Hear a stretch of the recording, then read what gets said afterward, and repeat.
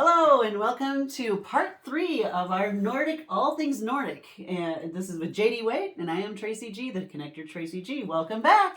And we're having coffee conversations, and this time we are going to talk about the Nordic heaven and hell. Like, did they believe in heaven and hell? And also, like, were there other Nordic god? What Nordic god would you want to pray to?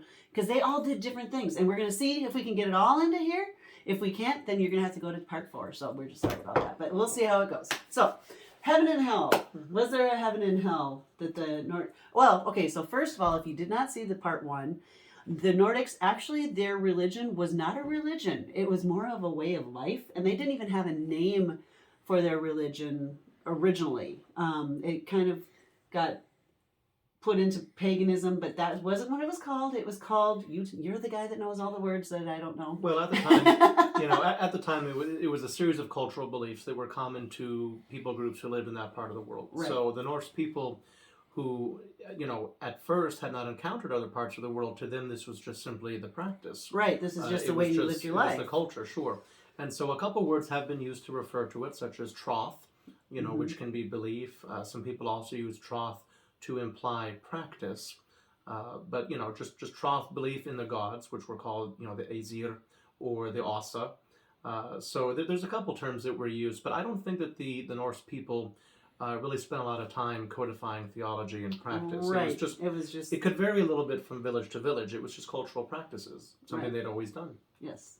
So, if you want to learn more, there is part 1, part 2, and we are on part 3. So we're going to just dive right into heaven and hell. We talked about it a little bit in part 2, and there was so much more that we discussed that I just thought you guys would find very interesting. So go ahead and tell us that. Okay, so the heaven would have been Asgard, correct? Well, so Asgard was considered to be the realm in which the gods dwelt. So the Norse people saw the universe as existing in essentially, generally speaking, 3 realms. So you have, actually what they had was 9 worlds, right? Okay, but they exist within 3 levels. And so the top one, if you were to think of a tree, Yggdrasil was the word that they used. If you were to think of a tree, up at the top, in the highest part, you have Asgard, or Asgardr. And this is basically the garden or world in which the gods inhabit. In the middle, you have Midgarth, or Middle Garden, and this is where the man, this is where the humans live. The world that we're surrounded by was Midgarth. Very interestingly, shamanic, they have Middle Earth, Higher Earth, and Lower Earth. But Middle Earth, I find that connection is the same. I mean, that we are in Middle Earth. I mean, and they also said that a lot of some of the Nordic people did, or did you say that? See, I'm forgetting who said what, but watch them and find out. But that the Middle Earth, the Finland, was it Finland that didn't know, or that I totally lost my train of thought right there. Well, it's okay. But and we're not even going to cut this out, because you know what? I hope you guys are just laughing, and I'll be like, and maybe we will, but we'll see. Well, you can think of ancient. I don't think I will. I'm too lazy. You can think of ancient Norse belief as being more multi-level, not so binary. So it wasn't just heaven and hell. I finally remembered what it was. What were you thinking? I was thinking that the shamanic, their culture and their religion was actually very much like the shamans, Native Americans, and of all over the cultures of the shamanism down in Central America and South America and here in the United States, and just the 4 elements, being about nature and being about connecting with our earth and thunder and lightning and just the water, the wind, the air, the earth, those kind of things, just kind of being, their gods were like Thor was thunder, and it was just very connected just to this Middle Earth.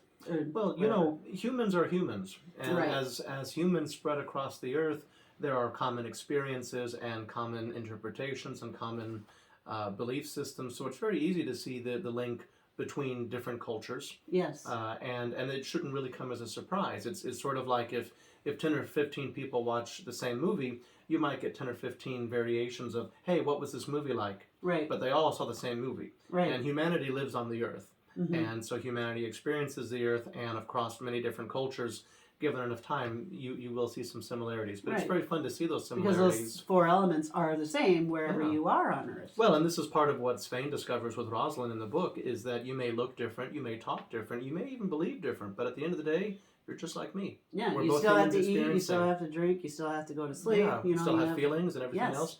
But to answer your question, so in the ancient Norse religion, depending on how you lived and depending on how you died, your afterlife experience could vary.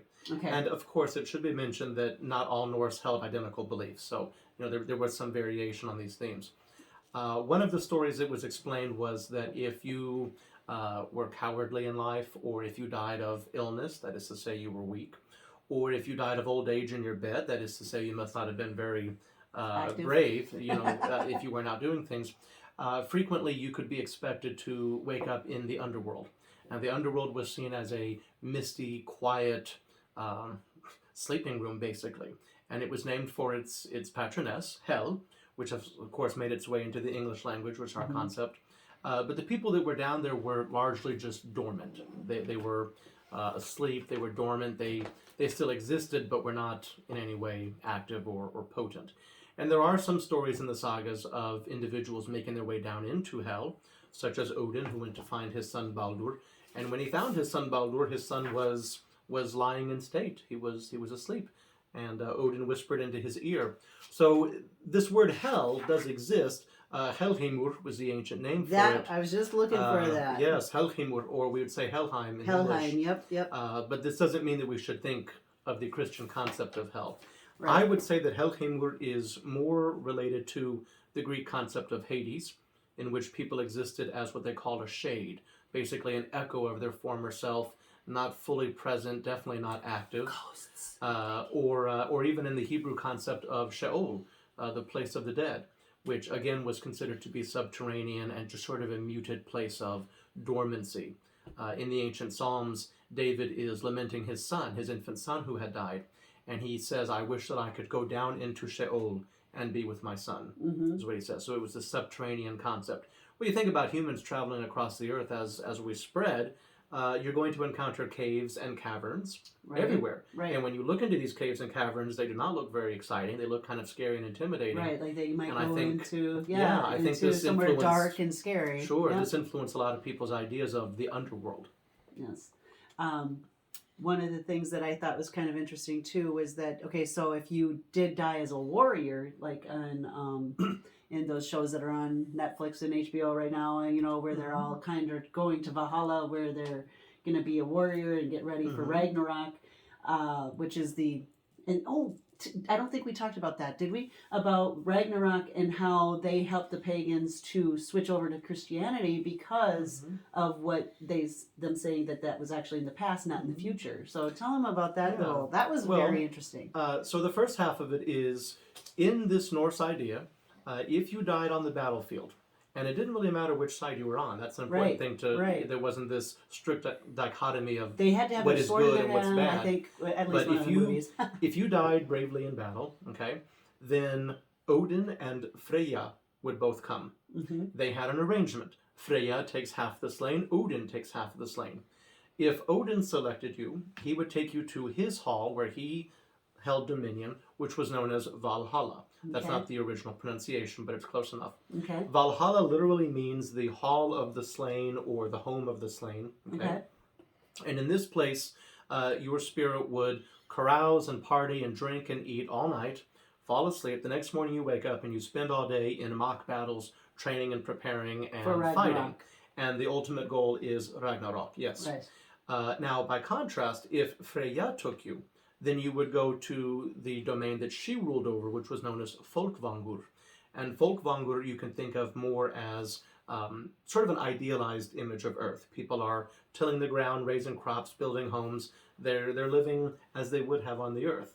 And Freyja ruled from Folkvangur. So in a way, you could almost think of Folkvangur as being more like heaven. A Christian idea of heaven. Sure. Now, when the missionaries came into Scandinavia from the church at the time, there were some missionaries, and it wasn't all, of course, but there were some priests who spoke to the people and said, no, your concept of Ragnarok is not a future event, but a past event. Because in the sagas describing Ragnarok, there's war and destruction, Valhalla clears out, everybody goes in the battlefield, there's giants and monsters, and everybody's fighting. Everything gets destroyed, the whole world gets destroyed. And then out of the ash and out of the floodwaters comes an island that rises up. There's a man and a woman on this island, and there's Odin's son Baldur, the god of light, the glowing god of beauty. Okay, he and a second god who rule over this. Well, these missionaries said to the people, no, this is not a future, it is a past. You see, it already happened. The glowing god of light, who is the son of the supreme god, well, that's Jesus, who is the god of this world now. And the two people can be thought of as Adam and Eve. Yeah. Now, I should say that this is very poor theology. This is not a fair comparison, but to uneducated folk, it's easy to make that so the pagans, illusion. some of them, I can see why some of them might have just voluntarily switched over to Christianity once it was explained to them in a way that did match up with what they were told as children.